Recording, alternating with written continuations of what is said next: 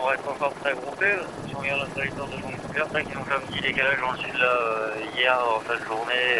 Mais on voit que les routes convergent un petit peu quand même. Donc voilà, on est un petit paquet. On est revenu sur Savéole il n'y a pas longtemps là. Et puis du coup, on est un petit paquet de trois, un peu devant devant le gros du paquet là. Il y a nous, il y a peut-être le Vert et Savéole. C'est un peu plus dans notre sud, Banque Populaire, mais qui a fait un petit décalage. Donc globalement, tout le monde fait un peu route au sud-ouest et scrute les fichiers météo pour regarder un petit peu comment ça va se passer devant.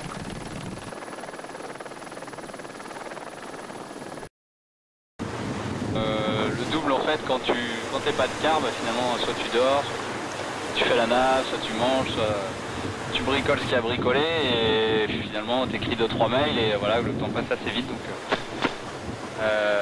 pas le temps de lire des livres, plus finalement le temps en solitaire. Là cette nuit c'était même un peu chaud, on avait quand même pas mal d'air avec une mer assez formée, donc il fallait être bien vigilant. C'était assez, je dirais que c'était assez usant cette nuit, parce que fallait être très concentré. Bon, c'était sympa parce que ça allait hyper vite, mais il fallait quand même être hyper concentré, donc des heures et des heures et des heures comme ça. Et ouais. Au final, on est bien fatigué. Le plus dur, c'est le soleil. C'est-à-dire, encore, là, on n'a pas fini, on a eu de l'air encore, mais quand il commence à avoir du petit temps, tu vois, entre 6 et 10 nœuds de vent et l'après-midi au plein soleil, je crois que c'est ça le plus dur.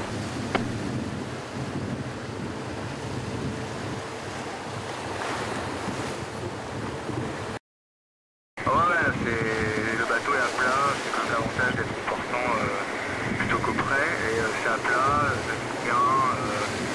La nuit dernière, il y avait plus de 32, donc là ça mouillait un peu, ça montait un peu sur le pont, dans le cockpit et tout. Donc c'était plutôt aussi à les bottes, et puis quand c'est comme ça avec 25 nœuds, c'est quand même très cool, le bateau est à plat, ça mouille pas, et puis comme ça on a le temps de... On peut sécher l'intérieur, sécher les fringues et puis se balader pieds nus quoi, c'est plus sympa.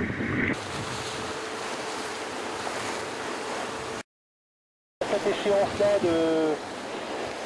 et à mon avis d'ailleurs le dernier coup de Trafalgar a passé avant Saint-Marc. Il y a eu Lisbonne et puis ce passage là qui aura lieu qui va être difficile la journée du 2 là.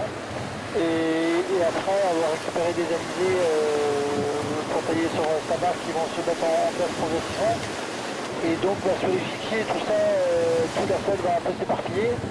Et après ça sera figé, donc après on réglera le bateau en mettant le nez sur Saint-Marc, plus ou moins. Et on pourra plus revenir dans le sud ou monter dans le nord, faire quoi que ce soit. On va tous travailler à placement des bateaux pour une sortie du merdier dans la journée du 2 quoi.